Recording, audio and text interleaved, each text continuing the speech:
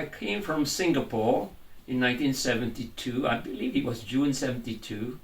And I was newly qualified, just finished my housemanship as a dentist. Right. I worked in the NHS from the 1972 until I retired in 2009. So that gives it about 30 years, is it? 1970. My education was quite Western, so I'm going to a Western country, and I knew that they speak English here, which I was educated in. So, and knowing that I'm going to just be here for 3-4 years, you know, I wasn't really nervous, more excited than nervous, I should say. The first impression was the weather.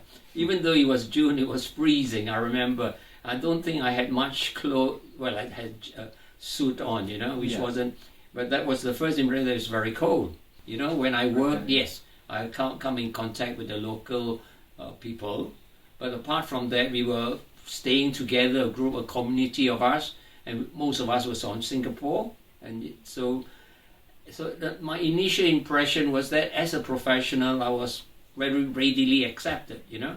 I started mixing socially. I would say that I'm generally accepted quite easily, so I wouldn't find, I can count on one hand the incidents that I thought were racist, but you know, that was after 30-40 years being here. So I wouldn't say that even initially there weren't very obvious racist incidents.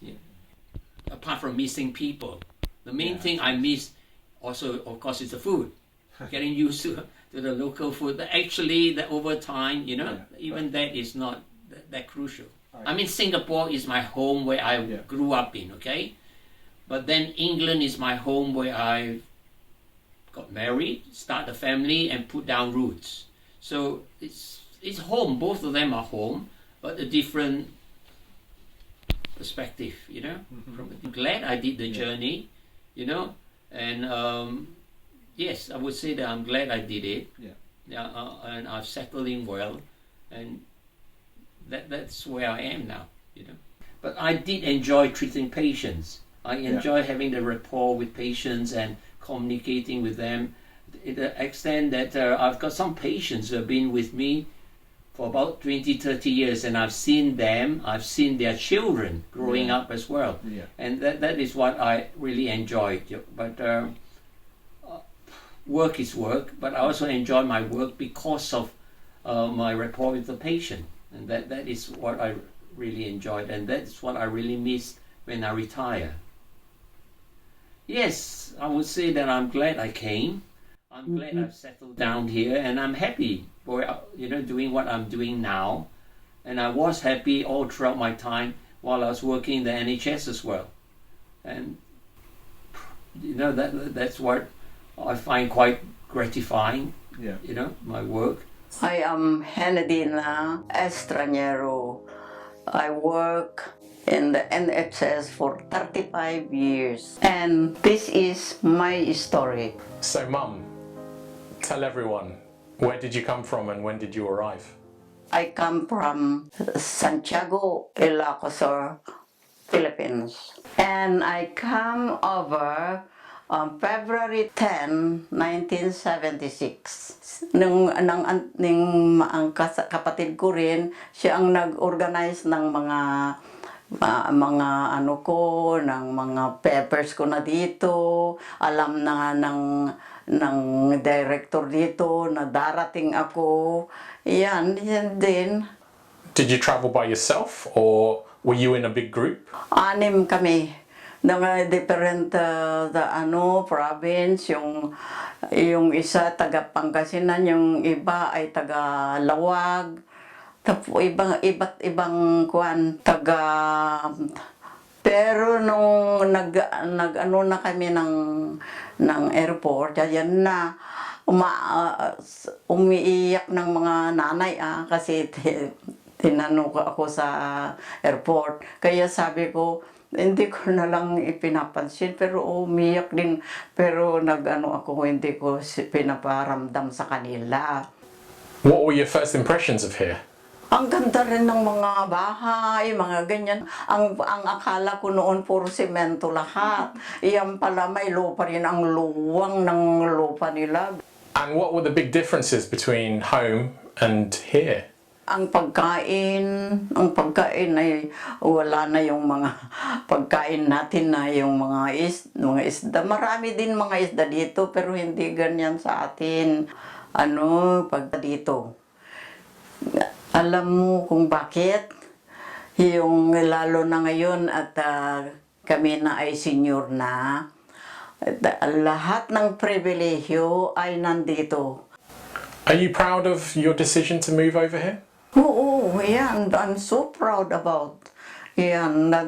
Ko kasi ang gusto kong na-achieve ay na-achieve ko. Lahat ng pangarap ko ay nandyan. Nandyan na lahat. Mayroon akong bahay na malaki sa Pilipinas. Mayroon din akong business sa Pilipinas. At saka mayroon akong ari-arian dyan na I don't know how I made it like that. I don't know. Na gustong-gusto ko ay sinasabi ng pagka-foundation day namin sa hospital, inaano nila na ako ang most outstanding nurse of the year. Kaya lang, ang gusto ko sana noon, hindi pera ang ibibigay, certificate sana. Kasi kung certificate, siguro ang dami kong na certificate ko kung hindi pera. I'm very happy about my work noon sa NSL. Arrived in England, it was in the autumn, October, and it was dark. And I remember this big woman who was a staff nurse came over, the night staff nurse came to get me, and she picked up my luggage. Never forget that the luggage was a struggle for me to pick up, and she picked it up with no problem, no trouble at all. Put it in the back of the car, the taxi, or the hospital transport, and then got me up into the nurse's home, which was right on the top floor, opened the door and put the luggage and said, right, this is where you're staying, this is your room, and just left me. I thought, what else do I do? It was cold. I remember it being very cold, and trying, to get into bed, and I know, when I think about it, it's so silly. I thought there was a quilt cover, there was the blankets, and there was a bed sheets, and all tucked in. And how do you get into bed, So I thought, well, the only way is just sleep on top of it with a quilt cover over me. I never realized until the next day when we were talking with, my other friends who've come over from abroad as well, says this is how did you get the same problem as us? So I wasn't the only one that didn't know how to get into bed with under the sheets there.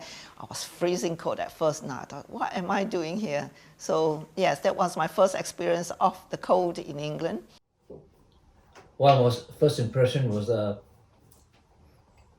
everything was strange and surreal, and everything was different. Buildings and environment, people. I've never seen so many white people in my life. What was really weird was when I woke up, you're 24 hours ago you're with your family in another part of the world, and then you wake up, you're in a room, a totally different environment, really surreal and odd. But having married an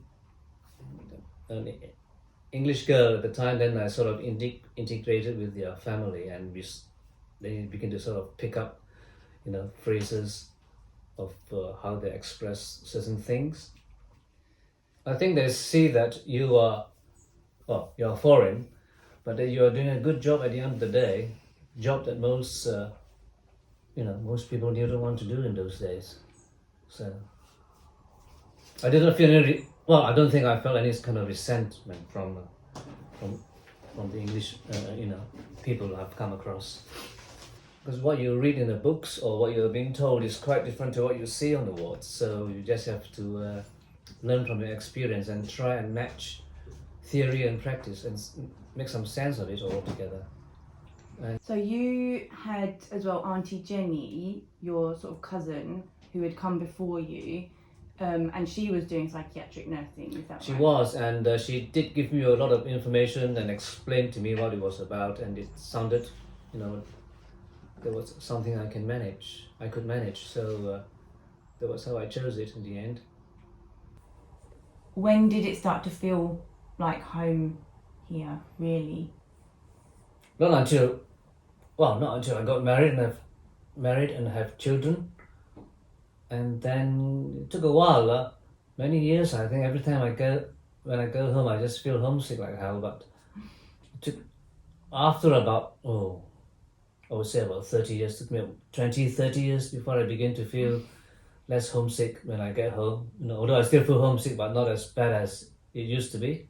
And were you excited, or were you starting to feel like, what am I doing? Mixed feelings. I mean, feel more sad than anything, but that was how it was then. So And what, in your mind, when did you think you would see them again?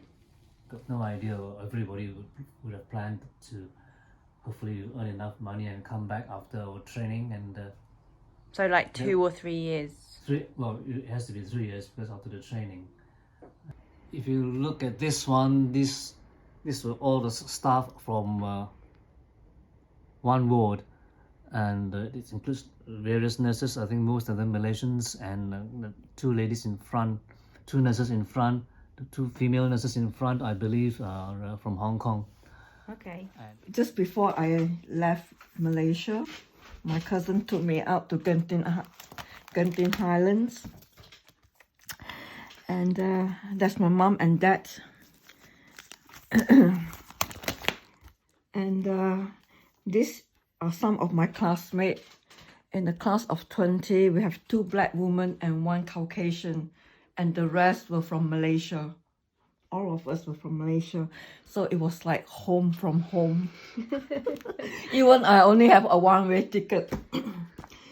This was, I think that's my 2nd year in the ward. And this was when I was doing casualty. And this is my first lady patient who had her leg amputated. And that is behind the nursing home, the nurse's home, with another of my classmates. And this lady is my best friend until now. Hi, Auntie Kim, if you're watching. She is from Penang, but she is living in Singapore now because her husband is Singaporean. And this was the hostel that we stay in. That's you. Yeah, that's me. That is my best friend. She is in Singapore now. Was her husband. He is not with us anymore. And this lady was our mentor. She's 1 year above us. Sadly, she's no longer with us. And this is our Christmas celebration, eating on the floor, Malaysian style. I think that is it. Yeah, right. Oh, this is when I was doing casualty. No.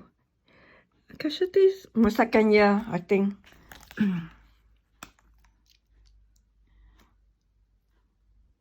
Oh, you want this?